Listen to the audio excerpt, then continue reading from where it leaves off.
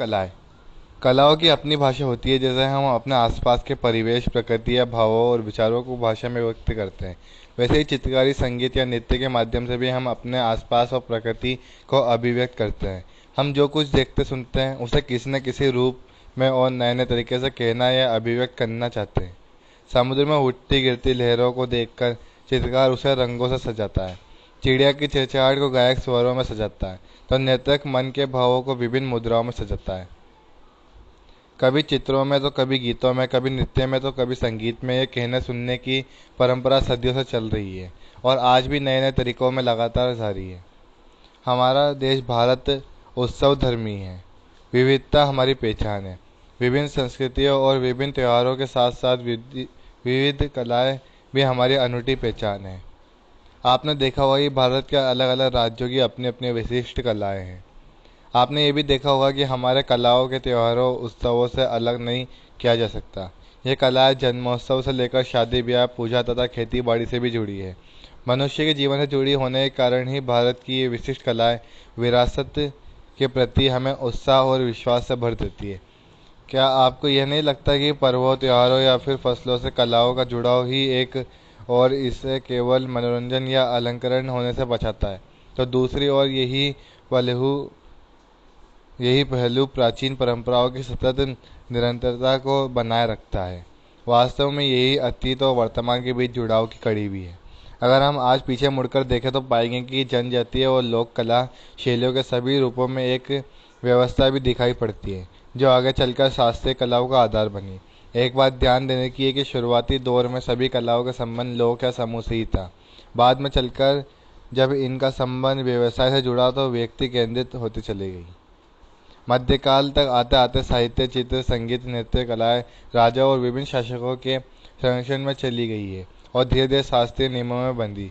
वे कलाकारों को अपने अभिरुचियों के अनुरूप कलाओं को सुव्यवस्थित और परिष्कृत करने के लिए प्रोत्साहित भी करते रहते हैं। इस तरह मंदिरों और महलों में विकसित होती हुई कलाएं शास्त्रीय स्वरूप ग्रहण करती गई। गुप्त साम्राज्य में तो पराकाष्ठा पर पहुंच गई।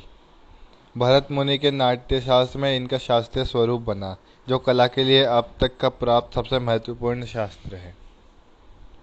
शास्त्र ने संगीत, नृत्य, अभिनय कलाओं को एक शास्त्रीय कला का स्वरूप दिया। फिर भी लोक कलाएं अपनी जड़ों से पूरी तरह जुड़ी रही। आज की कलाओं की जड़ें लोक में ही हैं, चाहे चित्रकला हो, संगीत कला हो या फिर नृत्य कला। शास्त्रीय और लोक कलाओं के बीच कभी न खत्म होने वाला संवाद ही इनकी ताकत है। चित्रकला, चित्रकारी प्राचीन काल से ही हमारे जीवन का अभिन्न अंग रहा है। जब हमारे पास भाषा नहीं थी तब भी चित्रकारी थी और यही अभिव्यक्ति का माध्यम थी। प्रागैतिहासिक समय में अपने वातावरण, रहन सहन, भावों और विचारों को मनुष्य ने चित्रों के माध्यम से व्यक्त किया। सबसे प्राचीन चित्रों के नमूने शैल चित्रों को ही माना जाता है, कि चट्टानों पर प्राकृतिक रंगों से बने हुए चित्र हैं। ये गुफाओं में मिलते हैं। मध्य प्रदेश में भीमबेटका की गुफाएं शैल चित्रों के लिए जानी जाती है।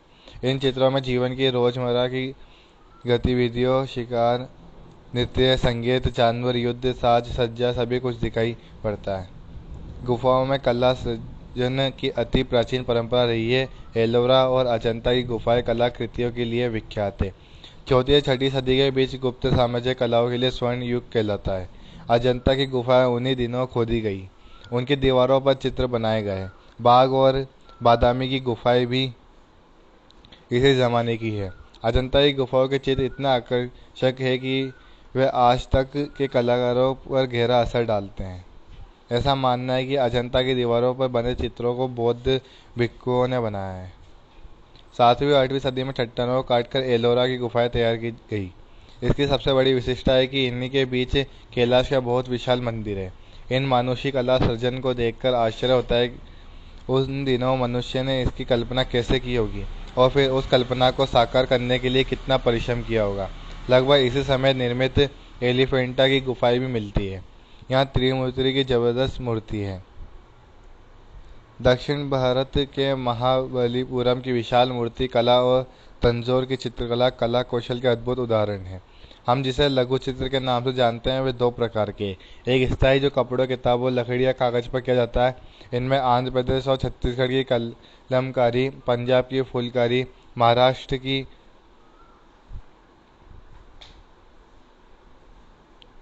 की वरली इत्यादि बहुत प्रसिद्ध रहे हैं। इसमें प्रयोग होने वाले सभी सामग्री प्राकृतिक होती है। इन चित्रों की विशेषता है कि इनकी विभिन्न प्रकार की शैलियाँ वनों गाँवों के लोग अपने अपनी पारंपरिक शैलियों में चित्रकारी करते हैं। राजस्थान के चित्तौड़गढ़ में कलाकार लकड़ी के मंदिर पर चित्रकारी करते हैं। इसे किवाड़ पेंटिंग भी कहते हैं। इस चित्रकारी में चित्र के माध्यम से सांस्कृतिक और ऐतिहासिक कथाओं को अभिव्यक्त किया जाता है। उड़ीसा के पटचित्र कथा में कवि जयदेव के गीत गोविंद को भी उकेरा गया है। इसे कागज या पत्तों पर गहरे लाल, काले, नीले रंगों से उकेरते हैं। देखने की बात है कि गीत गोविंद के पदों को नृतक ओडिशी नृत्य के माध्यम से भी अभिव्यक्त करते हैं। सभी कलाएं एक दूसरे से जुड़ी हुई है। मिथिल के चित्रकारी में मधुबनी चित्रकला कला भी बहुत प्रसिद्ध है। आज भी कलाकार अपनी इस कला को जिंदा रखे हुए हैं। आज के राष्ट्रीय और अंतर्राष्ट्रीय बाजार में इन लघु लोक कलाओं की बहुत मांग है। अस्थायी कलाओं में कोहबर, एपन, अल्पना, रंगोली जैसी कलाएं काफ़ी प्रचलित है। इन कलाओं का संबंध शादी, त्योहार, उत्सव से भी है। इन्हीं क्षेत्रीय भाषाओं में अलग अलग नाम से जाना जाता है। वास्तव में उत्तराखंड में जिसे एपन कहते हैं उसे ही राजस्थान में मंडवा, गुजरात में सत्तिया, महाराष्ट्र में रंगोली, बिहार में अरिपन, मध्य प्रदेश और उत्तर प्रदेश में चौकपूर्णा, दक्षिण भारत में कोलम के नाम से जाना जाता है। ये सभी किसी विशेष मांगलिक अवसरों पर बनाए जाते हैं। कलाओं का यह अद्भुत संसार हमारे संस्कृति की पहचान है। पर हम ये भी जानते हैं कि हिंदुस्तानी कला जितनी हिंदुस्तान में दिखाई पड़ती है, इससे कहीं अधिक उससे बाहर भी है। यह ध्यान देने की बात है कि यहाँ की कला अन्य देशों में किस प्रकार विकसित और सुरक्षित है। वास्तव में हिंदुस्तान के अंदर की ही हिंदुस्तानी कला को जानना उसकी आदि ही कहानी जानने के बराबर है। उसे पूरी तौर पर समझने के लिए हमें बौद्ध धर्म के साथ साथ मध्य एशिया, चीन और जापान तक जाना चाहिए। तिब्बत और बर्मा और सियाम में फैलकर नए स्वरूप धारण करते हुए और फुटकर नए सौंदर्य पेश करते हुए हमें इसे देखना चाहिए। हमें कंबोडिया और जावा में इसके शानदार और बेमिसाल कारनामों को देखना चाहिए। यह सच है कि भारतीय कलाओं का विस्तार विश्व के अन्य भूभागों में भी हुआ, लेकिन उन कलाकृतियों के सृजन में क्षेत्रीय विशेषताएं, गंगाधर शैली में बनी बुद्ध की प्रतिमा और तिब्बत की शैली में बनी बुद्ध प्रतिमा में अपनी अपनी क्षेत्रीय पहचान स्पष्ट दिखाई देती है। संगीत कला। भारत के प्राचीनतम संगीत का वर्णन वैदिक काल में मिलता है। विद्वान लगभग 5000 ईसा पूर्व के समय को वैदिक काल मानते हैं। इस समय में दो प्रकार संगीत का उल्लेख मिलता है, एक मार्गी तथा दूसरा देसी। मार्गी संगीत धार्मिक समारोह से जुड़ा है तथा उस नियम और अनुशासन में बंधा है। देसी लोक से जुड़ा था, लोक रुचि के अनुसार ये समूह में ही गाया जाता है। सामवेद में गाने का जो निर्देश दिए गए हैं उससे यह पता चलता है कि वैदिक महर्षियों के पूजा और मंत्रोच्चार के तरीके को ही साम कहते हैं। हमारे यहाँ आगे चलकर संगीत का जो विकास हुआ इसकी जानकारी बहुत नहीं मिलती। उसका कारण ये भी है कि हम भारतीय दस्तावेजीकरण नहीं करते। अन्य कलाओं की तरह संगीत का वर्णन भी भरत मुनि के नाट्यशास्त्र में ही सबसे प्रामाणिक ढंग से मिलता है। यह आज के शास्त्रीय संगीत से बहुत अलग नहीं रहा। अगर आपने वीणा पर दक्षिण भारतीय संगीतज्ञ को सुना हो तो अंदाजा लगा सकते हैं कि आज से 1000 साल पहले की संगीत कैसा रहा होगा और यह उसके कितना करीब था। भारतीय संगीत सुरताल, राग और काल से संबंधित है। भिन्न भिन्न समय के अनुसार राग भी अलग अलग हैं। जैसे ब्रह्मा मुहूर्त में भैरव मेघ राग का संबंध सुबह से, दीपक और श्री राग का संबंध दोपहर से, तो कौशिक और हिंडोला रात में गाए जाते हैं। अगर आपने भारतीय पारंपरिक वाद्य यंत्रों को ध्यान से सुना और देखा होगा तो आपका ध्यान इस ओर गया होगा कि भारतीय संगीतज्ञ किसी भी वस्तु से संगीत निकाल सकते हैं। वीणा, जल तरंग, रवाब, दोतार या बांसुरी सुनकर आप इस बात को समझ सकते हैं। इन सब में प्रयोग किए जाने वाली चीज़ें हमारे आसपास के रोज़मर्रा में प्रयोग होने वाले हैं। इस अद्भुत विशेषता के कारण ये कला की सबसे अलग है।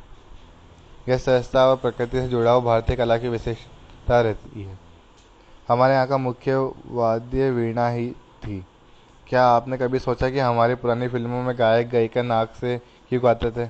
आज से 2000 साल पहले भी गायक नाक से गाना पसंद करते थे। इसका उल्लेख भरत के नाट्यशास्त्र में मिलता है। संभवतः यह मुख्य वाद्य वीणा के सुरों तक पहुँचने की कोशिश का प्रभाव था।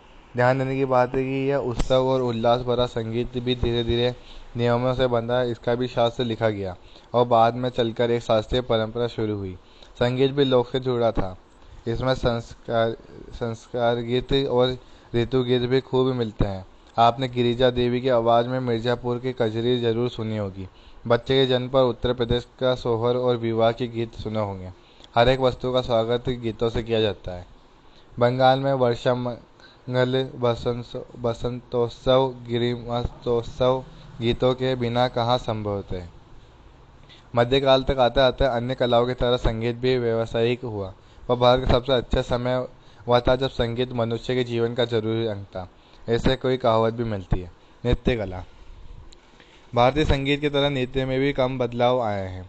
पहले के नृत्य और आज के नृत्य भी भारतीय नृत्य कला के नियमों का पालन करते हैं, जिसका आधार है अभिनय। इसका भी मूल शास्त्र भरत मुनि का नाट्य शास्त्र ही रहा है। नाट्य शास्त्र में नृत्य और नृत्य दो शब्द मिलते हैं। ये दोनों अभिनय के ही अलग अलग रूप हैं। नृत्य यानी अभिनय, इसमें शब्द और भंगिमा महत्वपूर्ण है। नृत्य में भाव और भंगिमा महत्वपूर्ण है। भारत लोक नृत्यों से समृद्ध रहा है। हर राज्यों के अलग अलग समुदायों की अपनी नृत्य कलाएं रही है, जो हमारे रोज़मर्रा के जीवन से जुड़ी हुई है। जीवन में जितने अनुष्ठान हैं, उन सब से नृत्य कलाओं का भी संबंध है। कहते हैं जुड़े समुदाय के जीवन में ऋतुओं का बदलना, फसलों की बुआई या कटाई सभी महत्वपूर्ण घटना है। ऋतुओं का बदलना उसके पाँवों को चंचल कर देता है। वर्षा होती है तो उनके पाँव थिरक उठते हैं।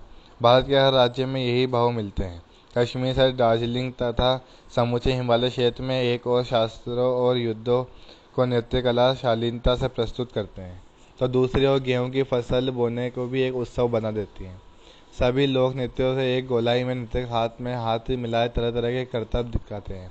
पंजाब की महिलाएं गिद्दा करती है, राजस्थान महिलाएं अपनी ओढ़नी से चेहरे को ढक कर घूमर करती है, गुजरात में डंडियों के सारे स्त्रियां गरबा नृत्य करती है, पुरुष भी डांडिया रास करते हैं, जो गरबा का ही एक और ऊर्जा भरा रूप है।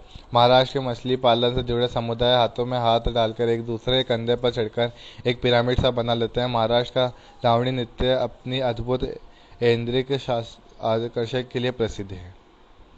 मैसूर में डोडवा कबीले के लोग बालाकल नृत्य करते हैं। इसमें रंगीन वेशभूषा के साथ साथ हाथ में तलवारें होती है। केरल के कुरुवांजी नृत्य की भरतनाट्यम का प्रेरणा स्रोत माना जाता है। गुजरात का टिप्पणी नृत्य भी समूह के साथ होता है। यह फसल कटाई के बाद खलिहान में किया जाता है। लोक नृत्यों में भी निकोबारी अंडमान निकोबार से जुड़ा है। अरुणाचल प्रदेश में निशी, असम का बिहू, आंध्र प्रदेश का कोल्हम, तो वहीं पंथी और राउत छत्तीसगढ़ तथा झारखंड के लोक नृत्य हैं। गुजरात का गरबा और रास टिप्पणी, हिमाचल का नागमेन और किन्नौरी बंगाल का छाओ उल्लेखनीय है। अलग अलग राज्यों के नृत्य भिन्न भिन्न नामों से जाने जाते हैं, वह इनमें एक समानता भी है। ये सभी नृत्य समूह में होते हैं। सभी का संबंध प्रकृति और जीवन से है। सभी में स्त्री पुरुष एक साथ मिलकर नाचते हैं। राज्य की सीमाएं भला कला को कैसे बांध सकती है। ध्यान देने की बात यह भी है कि नृत्यों का संबंध विभिन्न धार्मिक अनुष्ठानों से भी है, और एक धर्म नहीं है, बल्कि लगभग सभी धर्मों में दिखाई पड़ता है। भारतीय लोग इसी तरह थिरकता हुआ कब शास्त्रों और नियमों में बंधा है, ठीक तो नहीं कहा जा सकता, पर इसका भी आधार भरत मुनि का नाट्य शास्त्र ही है। वैद्यों का यह मानना है कि लोक नृत्य से शास्त्रीय नृत्य विकसित हुआ है। भारतीय नृत्य को देखकर कुछ लोग ऐसा सोचते हैं कि यह सिर्फ हाथ और पैर की गति से जुड़ा है। अगली बार आप ध्यान से दिखिएगा, भारतीय नृत्य में सभी अंगों की गति लय महत्वपूर्ण है। भारतीय नृत्यकों को आँख, भौहों या फिर नासिक के माध्यम से ही खुशी, दुख, क्रोध, विभत्सव आदि भावों को अभिव्यक्त करने की महारत हासिल है। इन्हीं भाव भंगिमाओं के जरिए महाभारत और रामायण जैसी कथाओं तक को कह देने की परंपरा नृत्य कला में मिलती है। भारतीय नृत्य का सबसे आकर्षक रूप है हाथों की विभिन्न मुद्राएं। इनके माध्यम से मनुष्य के भावों को लेकर जानवरों के भावों तक को दिखाया जा सकता है। इन शास्त्रीय नृत्यों में मुख्य रूप से केरल का कथकली, मोहिनी अट्टम, उत्तर प्रदेश का कथक, आंध्र प्रदेश का कुचिपुडी, उड़ीसा का ओडिसी, मणिपुर का मणिपुरी, कर्नाटक और तमिलनाडु का भरतनाट्यम मौजूद है। असम के सत्रिय को भी शास्त्रीय नृत्यों में शामिल किया गया है। इन सभी का संबंध किसी न किसी राज्य और उसकी परंपराओं से है। क्योंकि इस नृत्य को सीखने के लिए बहुत साधना की जरूरत थी, इसलिए ज़्यादातर व्यवसायी की सीखते थे।